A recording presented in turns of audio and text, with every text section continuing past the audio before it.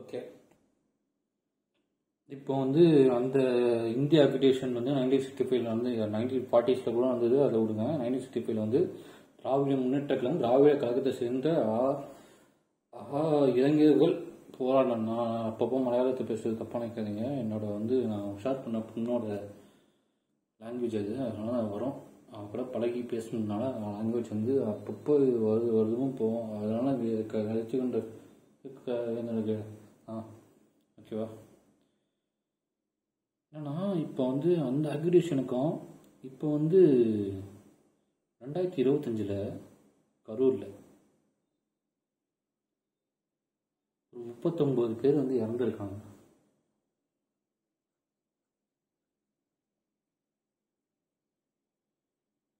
அந்த டைமில் வந்து இந்திக்காக போராடி ஒரு தமிழை வந்து இந்திக்காக போராடி இறந்தானுங்க. அதனால வந்து அந்த கட்சின்ற ஒரு கட்சி வந்து இதாகி இப்போ வரைக்கும் வந்து ஆட்சி பண்ணிட்டு இருக்காங்க. குடும்ப அரசியல் இருக்கு, மொனார்கி இருக்கு, நிறைய விஷயம் இருக்கு. அதெல்லாம் விட்டுருங்க, அந்த இதை விட்டுருங்க. அதோட இப்போ இருக்கிறத கம்பேர் பண்ணுவோம். ஒரு சினிமா கண்ணுக்காக சத்தியமாக சொல்லுங்க, மனசாட்சி தொட்டு சொல்லுங்க. இப்போ இருக்க சினிமா காரங்கள ஒரு கூட்டத்துக்கு ஒரு கட்சிக்காரன் அவன் கூட்டத்துக்கு ஆளை கூப்பிடணும்னா ஏடிஎம்கேலேருந்து டிஎம்கே வரைக்கும் இப்போ தமிழ்நாட்டில் இருக்கிறத சொல்கிறேன் நான். இந்தியா ஃபுல்லாக அதே நிலைமை தான். கூட்டத்தை கூப்பிடணும்னா அப்படி காசு கொடுக்கணும், அமௌண்ட் 200 ரூபா கொடுக்கணும், சரக்கு கொடுப்போம், பிரியாணி கொடுப்போம். அப்பெல்லாம் சொன்னால் தான் வண்டியில் ஏற்றிட்டு வருவோம். ஊர்லேருந்து ஏற்றிட்டு வந்து அந்த மாநாடுக்கு வந்து கலந்து விற்போம். ஓகேவா. அந்த மாதிரி தான் நடக்கும் மாநாடுலாம். எங்கே ஏடிஎம்கே டிஎம்கே அந்த மாதிரி பிஎம்கே கட்சியாக இருக்காதுங்க. அவங்களாம் பொட்டி வாங்கிட்டு போவோம். என்ன ஜாதிக்காக கட்சி தான். கொடுங்க சொல்லுங்க. இதுதான் நடக்கும். இவரு வாங்கண்ணா வணக்கங்கண்ணா, என் சாங் ஒன்று கேளுங்கண்ணா, நான் உடல்ல ரொம்ப ஃபீல்டிங்குண்ணா, ஆனா நீங்க அண்டோ மனுஷன் நானும் ஒரு காலத்துல வந்து தலைவா படத்துக்கு டிக்கெட் வாங்குறதுக்காக வந்து தலைவா படத்துல பிரச்சனை வந்தது. ஜெயலலிதா வந்து பிரச்சனை பண்ண டைம்ல வந்து எங்க அண்ணன் வந்து முடிச்சிட்டு இருந்தாரு. அந்த டைம்ல வந்து அந்த படத்துக்கு டிக்கெட் கிடைக்கிறதுக்காக நான் காலேஜ் ஃபர்ஸ்ட் இயர் டிக்கெட் கிடைக்கல. படம் ரிலீஸ் ஆகாமோ இல்லையான்னு தெரியல. ஏன்னா அப்போ வந்து ஒரு பியர் ப்ரெஷர்ன்ற ஒரு காரணம் இருக்கு. நானும் அப்படியே ரசிகனா இருந்தவன் தான் அதுக்காக. அதுக்கப்புறம் வந்து மெச்சூரிட்டி வந்ததுக்கப்புறம் அரசியல் அது இது படிச்சது, இது சில விஷயம்லாம் கற்றுறதுனால வந்து இப்போ வந்து நான் வந்து பேசினேன். சரி விடுங்க, அந்த கதையில விட்டுருவோம். நானும் வந்து அவரோட ரசிகன் தான் ஒரு காலத்தில். இப்போ சொல்லணும்னா அவர் ஒரு சினிமாக்காரர். அவருக்கு என்ன எக்ஸ்பீரியன்ஸ் இருக்குது அரசியலில்? படத்தில் நினச்சது நீங்கள் வந்து அப்படி பிளைண்டாக நம்பிடாதீங்க. எம்ஜிஆர் டைமில் இருந்தது வரைக்கும் நம்பிடாதீங்க. எம்ஜிஆர் டைமில் அப்படி தான் பிளைண்டாக இருந்தாங்க. ஒன்றும் கேட்க முடியும். இப்போ வரைக்கும் வந்து கேட்டால் வந்து நம்ப மாட்டாங்க. எங்கள் தாத்தா முப்பாட்டா அவருக்கு வந்து நம்ப மாட்டாங்க. எம்ஜிஆரை பற்றி தப்பாக பேசினா வந்து யாரும் நம்ப மாட்டாங்க. அவ்வளோ விஷயம் இருக்குது. ஆனால் பேசக்கூடாது. பேசினா வந்து யாரும் நம்ப மாட்டாங்க. அந்த கதையில் விட்டுருவோம் சினிமாக்காரங்களை பற்றி. ஏன்னா நம்ம ஆளுங்களுக்கு வந்து நம்ம ரத்தத்தில் அப்படியே பூஸ்ட் ஏற்றிச்சு. பிறக்கிற குழந்தைங்க இப்போ 2025 பிறக்கிற குழந்தைங்க கூட ரத்தத்தில் பூஸ்ட் ஏற்றுறோம். இப்போ அடுத்த ஜென்ரேஷன் யார் வர போகிறாங்க? சிவகார்த்திகேயன்லாம் போயிடுச்சு. அப்புறம் என்ன அவர் லவ் டுடே நினைச்சாரு. அவர் இன்னும் 2 பேர் வந்து சூப்பர் ஸ்டார் ஆகிடுவாங்க எனக்கு கொஞ்ச நாளில். அவங்க ரத்தத்தில் வந்து அப்படியே வந்து அப்புறம் வந்து அவன் வந்து ஒரு 13 வயசுல வந்து அவனை அடிச்சுட்டு அவங்க சீமாக பார்ப்பானுங்க. சொல்லுங்க, அந்த கதையை விடுவோம். இந்த கதைக்கு வரும். கரூர் ஸ்டாம்பேட்ல வந்து இறந்த 39 பேர் என்ன காரணத்துக்கு இறந்தாங்க? இந்த ஸ்டாம்பேடை வந்து சிம்பிளாக வந்து நான் டிஎன்கே சொம்பு, அந்த சொம்பு, இந்த சொம்பு, இதெல்லாம் நீங்கள் வந்து கடைசியாக டேர்ம் பண்ணுவீங்க. எனக்கு வந்து மனசு கேட்கலடா. நான் ஒரு குடிக்காரன், எனக்கு குடும்பம் கிடையாது.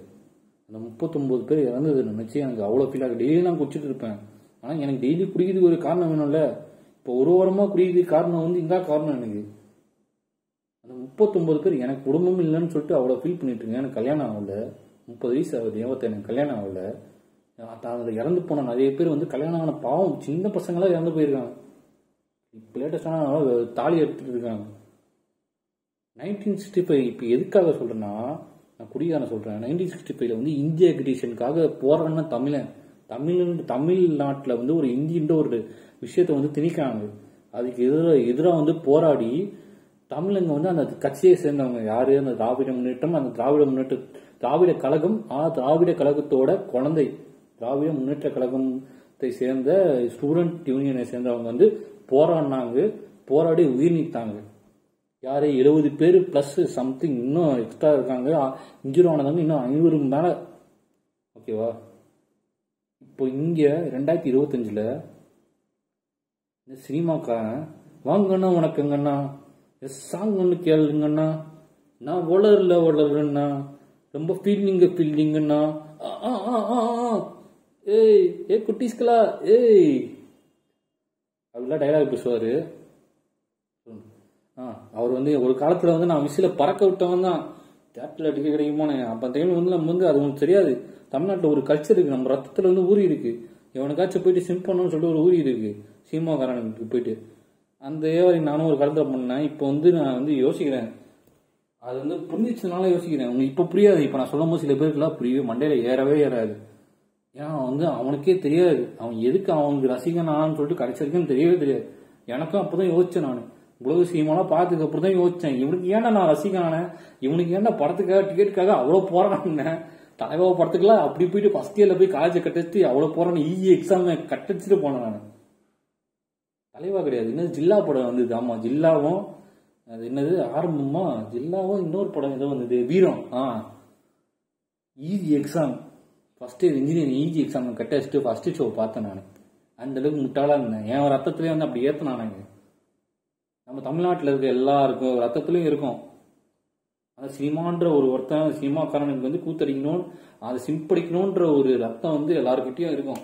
அந்த மாதிரி தான் அவருக்கும் நான் வந்து அந்த தலைவா டிக்கெட் வாங்கி தலைவா படம் ரிலீஸ் ஆகல, தலைவான்ற பேரு பத்தச்சு இல்ல தலைவாக்கு பிரச்சனை வந்தது. தலைவாக்கு டிக்கெட் வாங்கி அது வந்தது காலேஜ் சேர்றதுக்கு அதான் ஃபர்ஸ்ட் இயர். ஓகே தலைவான்றது ஃபர்ஸ்ட் இயர். ஆமா டிக்கெட் கிடைக்கல, அது வந்து அதுக்கப்புறம் தான் காலேஜ் சேர்ந்தேன். ஓகே ஓட்டுருங்க. இது வந்து ஜில்லா காலேஜ் ஃபர்ஸ்ட் இயர்ல வந்து ஈஸி எக்ஸாம் கட்ட வச்சேன் நான் ஜில்லா படத்தை பார்க்கறதுக்காக. பாருங்க அந்த அளவுக்கு நான் எவ்வளவு மக்கா இருந்திருக்கேன் பாருங்க. என் ரத்தத்துல வந்து எப்படி ஜீனி எழுதிருக்கேன் பாருங்க.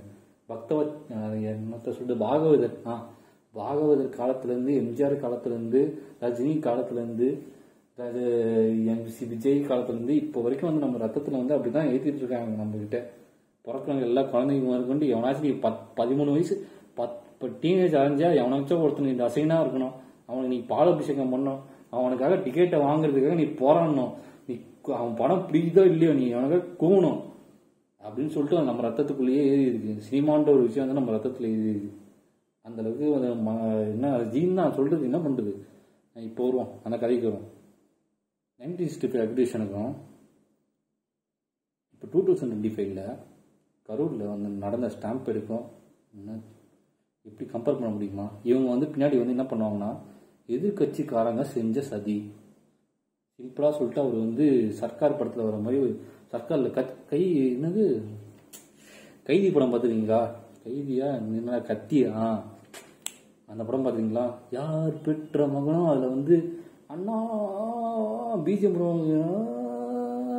யார் பெற்ற மகனோ நீ யார் பெற்ற மகனோ அப்படி இந்த பிஜிஎம்லாம் போட்டு வருங்காலத்துல வந்து இந்த கட்சிக்காக போராடின 39 பேர் உயிர் நீத்தார்கள் சொல்லிட்டு வந்து அவங்க பின்னாடி ஒரு சொல்ல முடியாது. என்ன பண்றது, சினிமாக்காரங்க வந்து சினிமாக்கிறீங்க எப்படியோ சொல்ல முடியாது. அடுத்த வருஷத்துல அவர் சினிமாக்கிடுவாரு.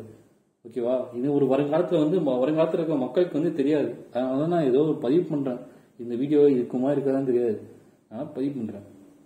அப்போ வந்து யார் பெற்ற மகனும் அப்படின்னு சொல்லிட்டு இப்படி பிஜிஎம்லாம் போட்டு இதுக்கு காரணம் வந்து எதிர்கட்சி, அப்புறம் வந்து சென்ட்ரல்ல இருக்கவங்க இவங்களா சேர்ந்து வந்து எங்க தலைவர் வந்து ஆட்சிக்கு வரக்கூடாது அதுக்காக வந்து பண்ண சதி அப்படின்னு சொல்லிட்டு பண்ணுவாங்க. ஆனா உண்மையான விஷயம் என்ன, இந்த விஷயத்த வந்து எது கூட கம்பேர் பண்றேன்னா பெங்களூர் இந்த வருஷம் ஐபிஎல் பாத்தீங்களா? ஐபிஎல்ல யார் வின் பண்ணா? ஆர்சிபி வின் பண்ணிச்சு. ஆர்சிபி வின் பண்ணோன்னே பெங்களூர்ல வந்து அப்படி ஒரு கூட்டம் கேதர் ஆயிடுச்சு. ஆர்சிபி மேனேஜ்மெண்ட்டும் ஈவெண்ட் ஆர்கனைஸ் பண்ணாங்க, அது கூட போலீஸ் சப்போர்ட்டோ கேட்டாங்க. அதே மாதிரி இப்ப நடக்கிற ஈவெண்ட்டுக்கும் வந்து ஆளுங்கட்சி வந்து சப்போர்ட் கொடுக்க மாட்டாங்க. அதெல்லாம் புரிஞ்ச விஷயம் தான். இன்னொரு கட்சிக்கான வாழ மாட்டாங்க. டிஎம்கே எப்படியோ வந்து போலீஸ் சப்போர்ட் எல்லாம் கொடுத்துருக்காரு. நிறைய விஷயம் இருக்கு. ஓகேவா? அதெல்லாம் இருந்திருக்கும். ஓகேவா? நீ ஏதோ ஒரு இப்போ வந்து ஆர்சிபி கப் வின் பண்ணிட்டு போகுது. இவனுங்க அப்படி என்னடா உங்களுக்கு இருக்குது? அந்த 13 பேர் ஏன் செத்தானுங்க சொல்லுங்க. அதுக்கு காரணம் யாரு? இப்போ நீங்க சொல்லுவீங்களா, இப்போ சென்னை இப்போ வந்து கரூர்ல இறந்ததுக்கு காரணம் வந்து எதிர்கட்சிக்கார பண்ண சதி. அப்பனா நீங்க டிஎம்கே சொல்லுவீங்க, பிஜேபி சொல்லுவீங்க. அப்பனா வந்து ஆர்சிபியில அந்த ஸ்டாம்பேட் வந்து இருக்கு. விராட் கோலி போட்டோ எடுக்கணும், இவங்கள போட்டோ எடுக்கணும்னு சொல்லிட்டு அந்த அவங்களும் ஈவெண்ட் ஆர்கனைஸ் பண்ணாங்க. போலீஸ் சப்போர்ட்டும் இருந்தது, எல்லாமே இருந்தது. அந்த 13 பேர் ஏன் இருந்தாங்க சொல்லுங்க? அந்த 13 பேர் ஏன் இருந்தாங்க சொல்லுங்க? சிஎஸ்கே ஆர்சிபிக்கோ சிஎஸ்கேக்கோ ஆகுது. அப்போ சிஎஸ்கே காரங்க ரசிகர்கள் பண்ண சிஎஸ்கே மேனேஜ்மெண்ட் பண்ணது காரணம்னு சொல்லிட்டு சொல்லுவீங்க நீங்க? இதுக்கு காரணம் வந்து சிஎஸ்கே மேனேஜ்மெண்ட்டும் கிடையாது, ஆர்சிபி மேனேஜ்மெண்ட்டும் கிடையாது, நம்ம மக்கள் தான். அதே வரி இப்போ நடந்த இந்த கரூர் இன்சிடென்ட்டுக்கு காரணம் வந்து டிவிகே விஜயும் காரணம் கிடையாது, டிஎம்கே பிஜேபி யாரும் காரணம் கிடையாது. காரணம் வந்து மக்கள் தான். நம்மளுக்கு வந்து ஷோக்கு, நம்ம வந்து ஒர்ஷிப், காட் ஒர்ஷிப். சினிமாக்காரங்க வந்து கிரிக்கெட்டருக்கு வரைக்கும் காட் ஒர்ஷிப் பண்ணிட்டு இருப்போம் நம்ம.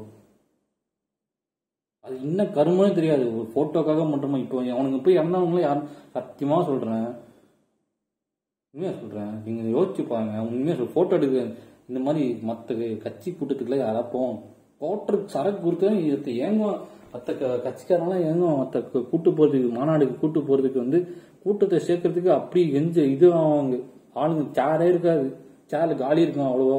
அத்தனை பேருக்கு சரக்கு கொடுத்தா ஆளுக்கு ஃபுல் ஆகாது. எதுக்கு போனானுங்க? இந்த சினிமா ஷோக்கு தானே. அப்படின்னா ஷோக்கு உங்களுக்கு சினிமாங்கள 39 பேர் குடும்பம் இல்ல டே. ஏன்டா குடிக்காரன சலம்புறது? எந்த கட்சியை சேர்ந்தவங்க கிடையாதுடா. நான் டிஎம்கே பத்தி நான் பேசுறேன், இன்னும் இருக்கு, இன்னும் நிறைய பாயிண்ட் ஆஃப் வியூ இருக்கு. இது வந்து இப்ப இருக்க கரண்ட்ல நடந்த விஷயத்தினாலதான் நான் இவரை பத்தி பேசிட்டு இருக்கேன். நான் ஒரு காலத்துல இவரோட ரசிகன் தான், ஓகேவா? உடனே வந்து சாயத்தை பூசிடுவீங்க, இவன் இந்த கட்சிக்காரன், அவன் அந்த கட்சிக்காரன். ஒருத்தன் ஏதாவது பாயிண்ட் ஆஃப் வியூ சொல்லவே கூடாது உலகத்துல. ஏதாச்சும் ஒரு சாயத்தை பூசியே வந்து நீங்க அந்த இதை வந்து மறைச்சிருவீங்க. நடந்த அக்கிரமத்தை வந்து நீங்க புரிஞ்சிக்க மாட்டீங்க, நீங்க பண்ண மிஸ்டேக்கை புரிஞ்சிக்க மாட்டீங்க. இந்த மாதிரி பண்ணாதீங்கடா. சரி ஓடு, சரி சரி உன்னோட கான்செப்டுக்கே வருவோம். ஏன் இந்த மாதிரி கூட நடந்துருக்கலாம்ல? ஏன் அதே டிவிகே தலைவர் சீமால வர மாதிரி ஒரு ட்விஸ்ட் வைப்போம். நீங்க நினைக்கிறது சீமால வர மாதிரி உங்களுக்கு வந்து அப்படியே வாட்ஸ்அப் மெசேஜ் அதெல்லாம் வந்து சொல்லியிருப்பாங்க. இந்த மாதிரி டிஎம்கே செய்த சதி, அது செய்த சதி, பிஜேபி செய்த சதி அப்படின்னு சொல்லிட்டு சொல்லியிருப்பாங்க. இப்போ அதே வரி வந்து நம்ம சீமா ட்விஸ்ட் இப்போ வந்து சீமா ஸ்கிரீன் நான் ட்விஸ்ட்டை சொல்கிறேன். இப்போ வந்து ஒரு ஸ்டாம்பேட் நடந்திருக்கு. அதாவது 90s பீப்புள் வந்து ஒரு அகிடேஷன் நடந்தது. அதுக்கப்புறம் வந்து இந்திக்காக போராடினதுக்காக அப்புறம் வந்து திராவிட கழகத்துக்கு வந்து நல்ல பேர் வந்தது, திமுக நல்ல பேர் வந்தது. அதுக்கப்புறம் திமுக வந்து ஆட்சிக்கு வந்தது. ஒருவேளை அதே மாதிரி ஒரு கான்செப்டை வந்து இந்த பொலிட்டிக்கல் அட்வைசர், இப்போ அந்த காலத்தில் பொலிட்டிக்கல் அட்வைசர்லாம் கிடையாது, இந்த காலத்தில் பொலிட்டிக்கல் அட்வைசர்லாம் இருக்காங்க, உயிர் அதெல்லாம் மதிக்கவே மாட்டாங்க. அந்த மாதிரி ஏதோ ஒரு பொலிட்டிக்கல் அட்வைசர் வந்து விஜய்க்கு அட்வைஸ் கொடுத்துருப்பாரோ, நீங்கள் மாநாடு நடத்துங்க, அந்த மாநாட்டில் வந்து நம்ம ஆளுங்களே வச்சு அப்படியே வந்து போட்டு இது பண்ணி போட்டு தள்ளிடுவோம். போட்டு தள்ளிட்டுக்கு அப்புறம் வந்து நம்மளுக்கு வந்து சிம்பத்தி பின்னாடி வந்து அதை வந்து அப்படியே எலெக்ஷன் அடுத்த வருஷம் வருது போகுது 2026. அந்த எலெக்ஷன் வரும்போது நம்ம பிஜிஎம் போடுவோம், நம்ம சீமான் நடிச்ச பிஜிஎம் போடுவோம். அதெல்லாம் போட்டுட்டு நம்ம அப்படியே கட்சி பேர் போட்டு இந்த 39 பேர் வந்து நம்மளுக்காக தியாகத்துக்காக இது பண்ணாங்கன்னு சொல்லிட்டு அப்படியே ஒரு யார் பெற்ற மகனோ நீ யார் பெற்ற அப்படியே கத்தி அந்த இதெல்லாம் போட்டு அப்படியே பண்ணி நம்ம ஓட்டை வாங்கிடுவோம்னு சொல்லிட்டு அவரு கூட பண்ணிருக்கலாம்ல. ஏன் இந்த பாயிண்ட் ஆஃப் வியூ வைக்க முடியாதா? ஏன் சீமா ட்விஸ்ட் வைங்க? ஏன் நீங்க இப்படி நார்மலா நீங்க சீமாக்கார மாதிரி வச்சுக்கோங்க. ஏன்டா அவ்வளோ பெரிய பிரச்சனை வரும்டா. ஆளுங்கட்சிக்காரன் வந்து மிஞ்சி போனால் என்ன பண்ணுவோம்னா போலீஸ் சப்போர்ட் கொடுத்துருக்க மாட்டாங்க, அவ்வளோதான். மற்றபடி ஈவெண்ட் ஆர்கனைஸ் பண்ணுறது யார் கையில் இருக்கு? இவன் கட்சிக்காரன் கையில் இருக்கு, இவன் தான் பார்த்துக்கணும். போலீஸ்காரங்க வந்து கவர்மெண்ட் கொடுக்காட்டியும் இவன் ஈவெண்ட்காரங்க வந்து பார்க்கணும், கூட்டத்தை பார்க்கணும். கொஞ்சமாச்சு அப்படியே சினிமாக்காரங்க சொல்றது அப்படியே இதாக இருக்காங்க. கேட்டால் நான் ஒருத்தனை இப்போ சொல்ற பாயிண்ட் ஆஃப் வியூல யோசிக்க மாட்டீங்க.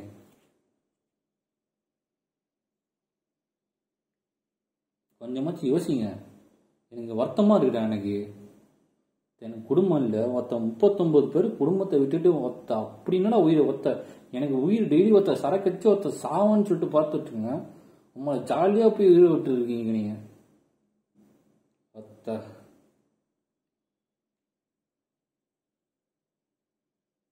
வேஸ்ட்டுடா நீங்களா சத்தியமா. என்ன பண்ணுறது? ஏய் குடிகார நம்புங்களா, நம்மளா எவ்வளோ மீள்றாங்க அவங்களை கம்பேர் பண்ணும்போது.